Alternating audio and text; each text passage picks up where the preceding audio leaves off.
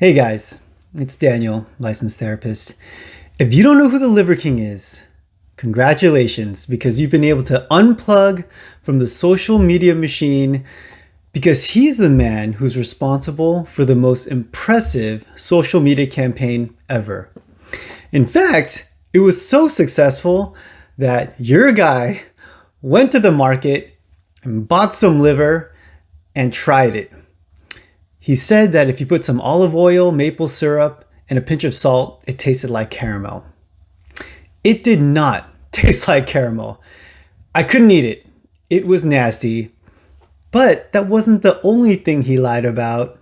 He is on steroids. I feel like weirdly, not many people were surprised, yet it was a huge controversy. Was I surprised? I was somewhat. I heard the chatter from people who know what a body looks like on steroids, and these people swore up and down that he was on them. But then Liver King himself would swear up and down that he wasn't on steroids.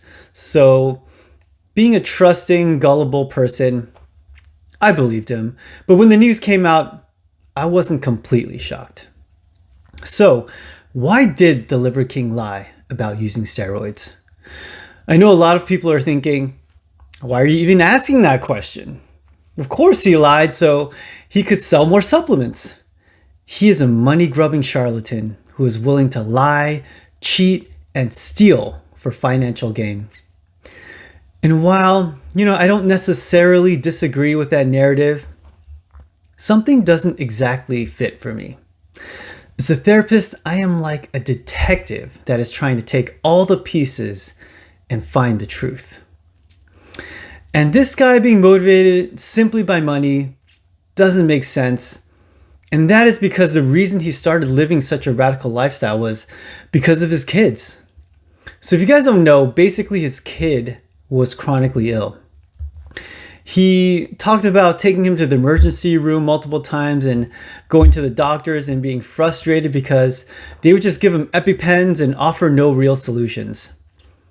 As a father, he researched and found a possible solution, which was ancestral living.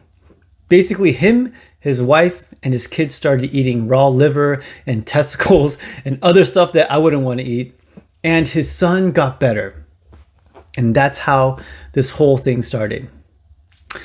And I watched some of his content, and he's always with his family. I haven't seen everything, but from what I have seen, he doesn't go anywhere without them. He starts his day and ends his day taking a walk with his wife. It's really sweet. And I'm not saying he's the perfect husband or father, but he clearly values his family, and his family is very, very important to him. So, the simple narrative of him simply being a greedy swindler, it doesn't feel right to me. People typically aren't that simple. And so when I came across this clip, things really fell into place for me. And I felt like I had a more complete picture of who he was and what drove him to become the Liver King and eventually use steroids and lie about using steroids. So this clip is from a recent podcast where he talks about a powerful childhood experience. Let's get into it. I think a real defining moment for me was in middle school. This kid, Chris, challenged me to a fight. For him to enter into a gang, he had to get into a fight. So some people told me about this thing, and I'm like, well, why would I do that? I've never gotten in a fight. You think I'm going to fight in front of a whole fucking gang and do all this shit, And so I immediately was like, of course I'm not going to do this. My brother happened to be around, who's an older brother. He was with a friend, Justin, and his mom. And his mom said, you have to do this. And my dad died when I was a little kid, and I don't have any memory of him. I had never had a male mentor in my life, but she said, you got to do this. Justin said, you got to do this. My brother said, you got to do this. Hey, you're strong. And I'm thinking, I can't believe you guys are fucking tricking me into doing this. She drives me to the fight in her white Econoline van. And I remember getting out of this van, my heart was beating 1,000,000 miles a fucking minute. I see him, I see it looked like 30 people, I'm sure it was 15 behind him. And I remember walking up to him really fast. And I remember I'm just gonna give it everything I got. And I came a mile fucking back here, and I mean, I was probably a mile away from this guy, and I swung so fucking hard, I threw myself to the ground. So I'm on the ground. He's coming up to me, you know, to kick me, and everyone wore steel toe boots back then.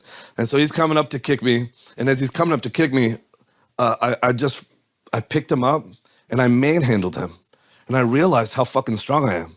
And then I was able to mount him, and I was able to pin his elbows, his arms under my knees, and I had my left hand on his neck, and I had my right hand cocked back, and I looked in his eyes, and I saw how helpless, how hopeless, how pathetic, how scared he was. And I saw myself, and I couldn't fucking do it. I couldn't do it. And I remember getting up, kind of running back to the van, and when I got in, everyone was kind of proud of me. You know, everyone was throwing rocks at the van. The windshield got cracked, and I was so worried about her van. And she looked back at me. Justin's mom looked back at me, and she's like, she said she's proud of me. And you know what I knew right then? I was like, you know what is fucking worthless? Is I had felt what seemed like my whole life. Yeah. I can do that. Yeah. And if I could do that, what else am I capable of doing? So that was the spark. You know what? Again, I know I haven't dealt with this because... Wait, did you get to join the gang? Like, how did...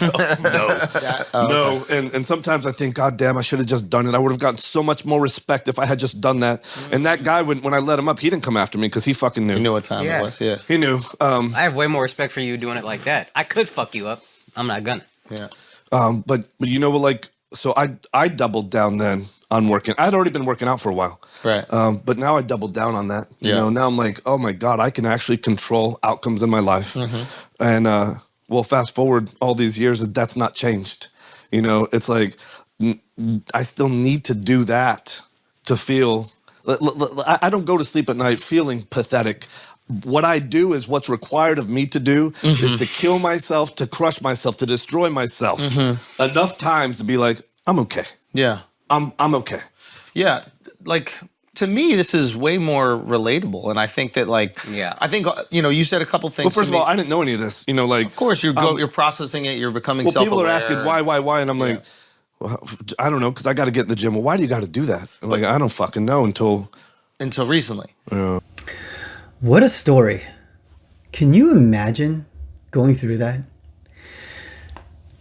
He didn't know it, but his internal world was being created at that time. And we can draw a direct causal relationship between this story and who he is today.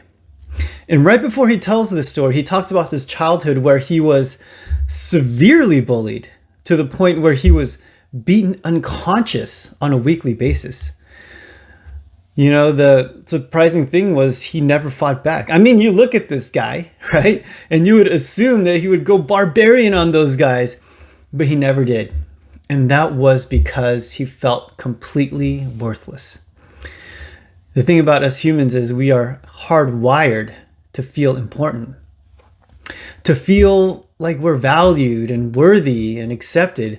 So when this story took place, it was the first time he realized that he was able to feel that. There was a glimmer of empowerment and a hope that he would not have to feel like trash anymore. And from that moment, it was a fight to continue to have that feeling of importance and to stave off that feeling of worthlessness. So that is why he needed to work out so hard. It's his worth that's tied to working out. So he doesn't have to kill himself, like he says. If he doesn't kill himself, he doesn't have any worth or value. And that's the problem. He's trying to fill an emotional hole with something that will never fill the hole. It's a never-ending quest that eventually led him to turning to steroids. He has a self-esteem issue, a self-worth problem. And that's much different than just him being a greedy liar. And that's all interesting, but it gets more interesting because he has no idea about all of this. None of this stuff was calculated. He didn't even know why he worked out so hard. Behavior is just surface stuff. It's just a manifestation of the gigantic catacomb of the human internal world and psyche. And if we're able to uncover and understand a person's psyche, then we can get the whole story. And now I look at Liver King and I get it. I feel like the puzzle is more or less complete and the picture is clear.